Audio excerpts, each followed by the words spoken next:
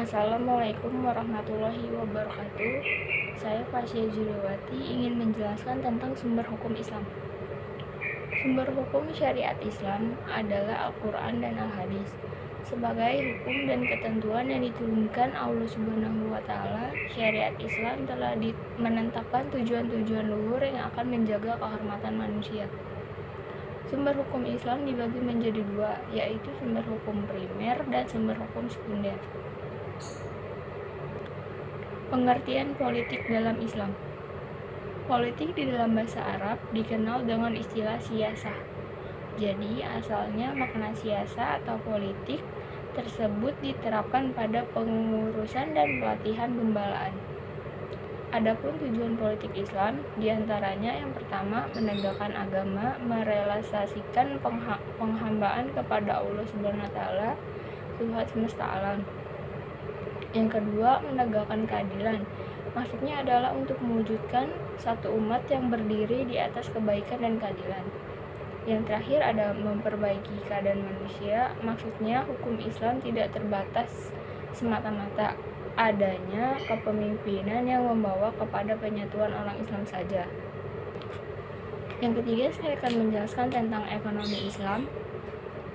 Yang pertama itu ada konsep ekonomi Islam. Ekonomi Islam pada hakikatnya bukanlah sebuah ilmu yang muncul sebagai sikap reaksioner terhadap fenomena ekonomi konvensional. Yang kedua ada tujuan ekonomi Islam. Yang pertama itu ada untuk meningkatkan ekonomi umat supaya lebih makmur atau meningkatkan taraf hidup ke arah yang lebih baik. Yang kedua ada menciptakan ekonomi umat yang adil dan merata. Yang ketiga, mewujudkan perekonomian yang stabil namun tidak menghambat laju pertumbuhan ekonomi masyarakat. Selanjutnya ada lembaga ekonomi Islam. Lembaga keuangan di Indonesia yang berbasis syariat Islam disebut LKS. Dibedakan menjadi dua, yaitu LKS bank dan LKS yang bukan bank. Komponen yang termasuk dalam kategori lembaga keuangan syariah adalah yang pertama ada Bank Umum Syariah, yang kedua ada BPR Syariah atau Badan Perkreditan Syariah, yang ketiga ada BMT atau Baitul Ma'al wa Tamil, yang keempat ada asuransi syariah. Assalamualaikum warahmatullahi wabarakatuh. Nama saya Fasya Juliwati. Saya ingin menjelaskan tentang yang pertama itu ada sumber hukum Islam. Sumber hukum syariat Islam adalah Al-Quran dan Al-Hadis. Sebagai hukum dan ketentuan yang diturunkan Allah Subhanahu wa Ta'ala, syariat Islam telah menetapkan tujuan-tujuan luhur yang akan menjaga kehormatan manusia. Sumber hukum Islam itu dibagi menjadi dua. Yang pertama ada sumber hukum primer dan sumber hukum sekunder. Yang ketiga ada ekonomi Islam.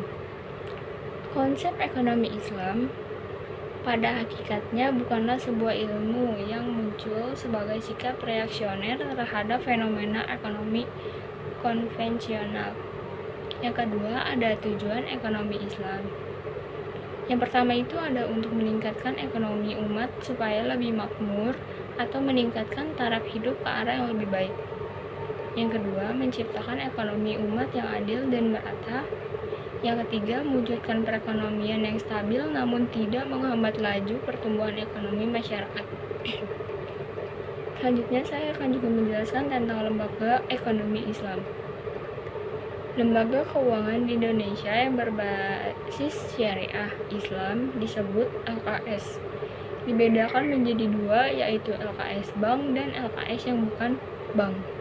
Komponen yang termasuk dalam kategori lembaga keuangan syariah Islam adalah yang pertama Bank Umum Syariah, yang kedua BPR Syariah atau biasa disebut Badan Perkreditan Syariah, yang ketiga ada BMT atau bisa disebut Baitul Ma'al wa Tamil, yang keempat ada asuransi syariah.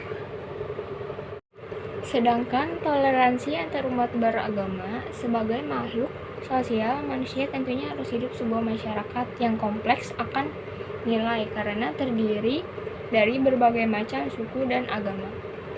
Untuk menjaga persatuan antar umat beragama, maka diperlukan sikap toleransi.